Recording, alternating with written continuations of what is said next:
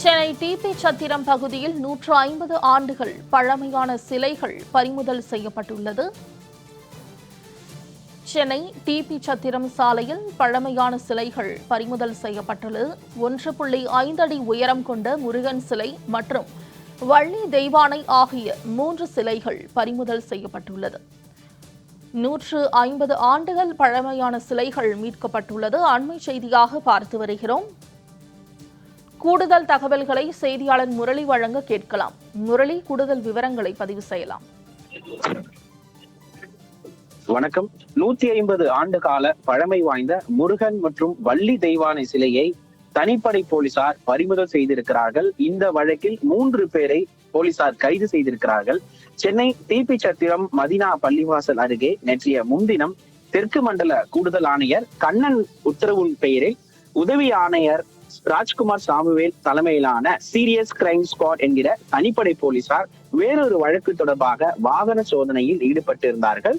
அப்பொழுது 3 நபர்கள் இருசக்கர வாகனத்தில் வந்தபொழுது அவர்களிடம் போலீசார் விசாரணை நடத்தியிருக்கிறார்கள்.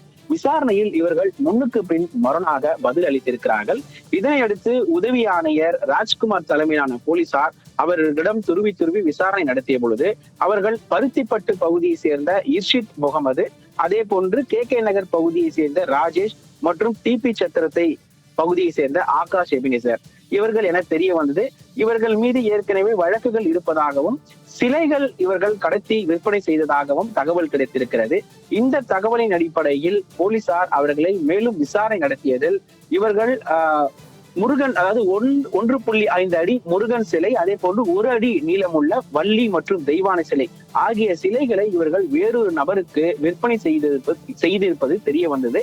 மேலும் அவர்களை விசாரணை மேற்கொண்டதில் இந்த 3 சிலைகளையும் பல கோடி ரூபாய்க்கு விற்பனை செய்ய இருப்பதாகவும் அவர்கள் தகவல் தெரிவித்திருக்கிறார்கள். இந்த நிலையில் உதவி ஆணையர் ராஜ்குமார் சாமுவேல் தலைமையிலான போலீசார் அவர்களை கைது செய்து மேலும் விசாரணை நடத்தியிருக்கிறார்கள். இந்த விசாரணைக்கு பிறகாக தான் இவர்கள் பதுக்கி வைக்கப்பட்டிருந்த அந்த முருகன் சிலை மற்றும் வள்ளி தெய்வான சிலை ஆகியவற்றை பறிமுதல் செய்து தொல்பொருள் ஆராய்ச்சியாளரிடம் ஒப்படைத்திருக்கிறார்கள். அவர்கள் இந்த சிலையை பார்த்துவிட்டு இந்த சிலை 150 ஆண்டுகளுக்கும் மேலான சிலை என தெரிய வந்திருக்கிறது. மேலும் இந்த பழமை வாய்ந்த சிலை வேறு ஏதோ இந்து கோவில்களில் இருந்து எடுக்கப்பட்டதாகவும் அவர்கள் தெரிவித்திருக்கிறார்கள். இதனையடுத்து சீரியஸ் கிரைம் ஸ்குவாட் தலைமையிலான போலீசார் அவர்களை கைது செய்து டிபி சத்திரம் காவல் நிலையத்தில் ஒப்படைத்திருக்கிறார்கள். இந்த காவல் நிலையத்தில் அவர்கள் ஒப்படைத்த பிறகு இன்னும் சற்று நேரத்தில் அவர்கள் நீதிமன்றத்தில் ஆஜர்படுத்தப்பட்டு சிறையில் அடைக்க இருக்கிறார்கள். மேலும் இவர்களுக்கு இந்த சிலையை யார் கொடுத்தது, அதே போன்று இவர்கள் எவ்வளவு கோடி ரூபாய்க்கு இந்த சிலையை விற்பனை செய்ய இருக்கிறார்கள் என்பது தொடர்பாக போலீசார் தற்பொழுது விசாரணை மேற்கொண்டு வருகிறார்கள்.